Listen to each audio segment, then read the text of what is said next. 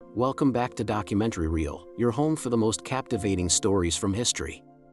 Today, we're delving into a puzzle that has stumped the world's greatest minds for over a century. It's a book filled with elegant script, detailed diagrams, and bizarre illustrations. But there's just one problem: no one on Earth can read a single word of it. This is the story of the Voynich Manuscript, the world's most mysterious book. This strange, handwritten codex first surfaced in the early 20th century.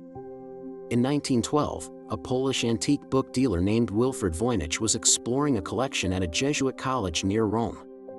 He stumbled upon a peculiar little volume, no larger than a modern paperback. Its pages were filled with a flowing, unfamiliar script and illustrations of things that seemed to defy reality. Voynich immediately knew he had found something extraordinary. The manuscript is a small but dense work, containing around 240 vellum pages. Radiocarbon dating has placed its creation somewhere between 1404 and 1438, planting it firmly in the heart of the medieval period. But its contents are anything but typical for that era. The book is divided into several sections, each with its own distinct style of illustration, suggesting different subject matters. The first, and largest, section is known as the herbal section. Page after page features detailed drawings of plants. But these are not your garden variety herbs. Almost none of them can be positively identified with any known species on Earth. They are botanical impossibilities, with roots, leaves, and flowers mashed together in fantastical combinations. Next comes the astronomical section. Here, we find circular diagrams reminiscent of zodiac signs and celestial charts. Suns, moons, and stars are depicted, often with faces and intricate patterns. But again, these arrangements don't match any known astronomical or astrological system, ancient or modern. Perhaps the most puzzling section is the balneological section. It's filled with drawings of small, naked figures, mostly women, bathing in a series of elaborate pools and tubs.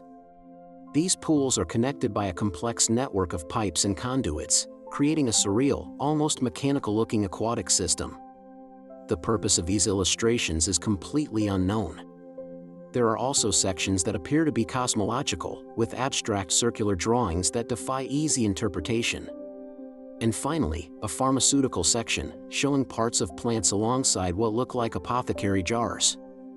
The final pages are filled with dense, unbroken text, with small, star-like symbols in the margins. It looks like a recipe book or an index, but without understanding the language, it's just another piece of the puzzle. And that brings us to the script itself. The text, known as Voynichese, is written from left to right. It consists of about 25 to 30 unique characters, which are repeated in various combinations.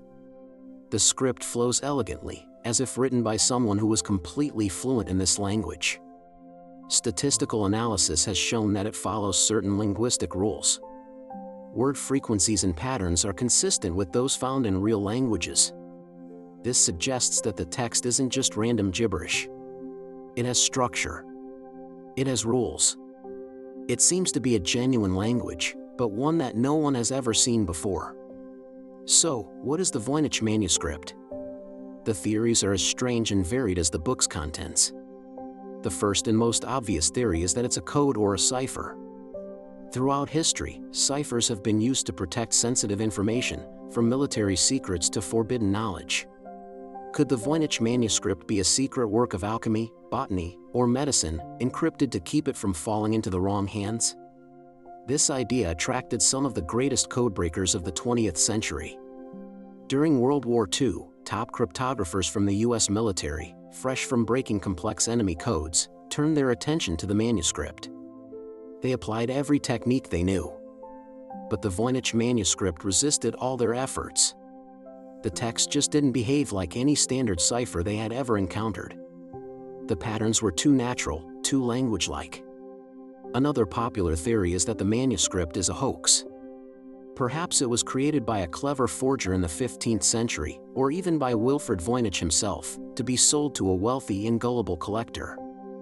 The idea of a complex, meaningless book designed to trick someone is certainly plausible. The creator could have invented an alphabet and written pages of gibberish, knowing that the mystery itself would be valuable. However, the sheer complexity and internal consistency of the manuscript make a simple hoax unlikely.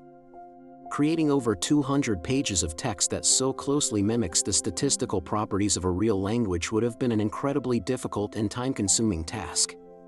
It would have required a level of linguistic and cryptographic genius that seems almost as impressive as writing a real book. Furthermore, the radiocarbon dating proves the vellum is from the 15th century, long before Voynich found it. A third, more intriguing possibility is that the Voynich manuscript is written in a lost, unknown natural language. Or perhaps an artificial language, a language constructed from scratch, like Esperanto or Klingon.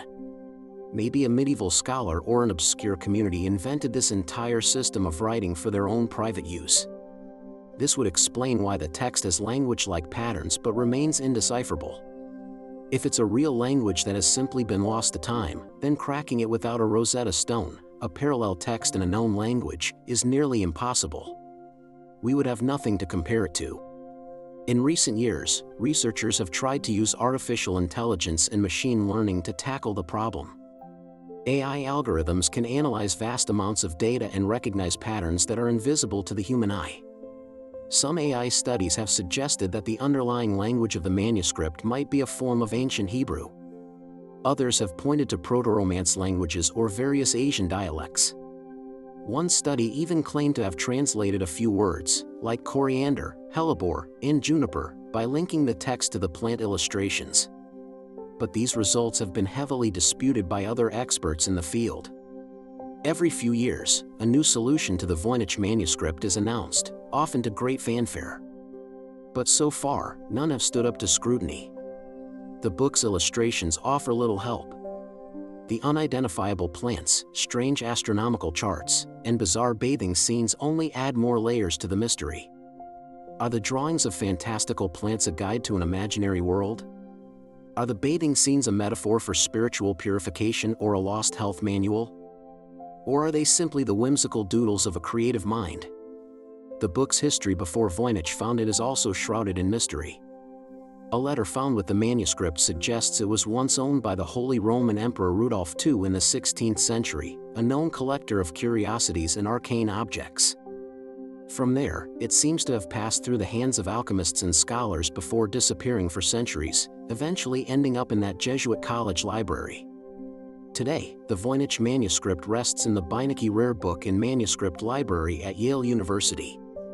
It has been digitized and is available online for anyone to see and to try and decipher. It remains an irresistible challenge, a testament to the limits of our knowledge.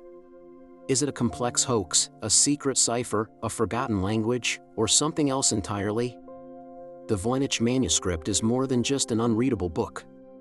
It is a mirror reflecting our own desire for answers, our fascination with the unknown, and the timeless human quest to find meaning in mystery.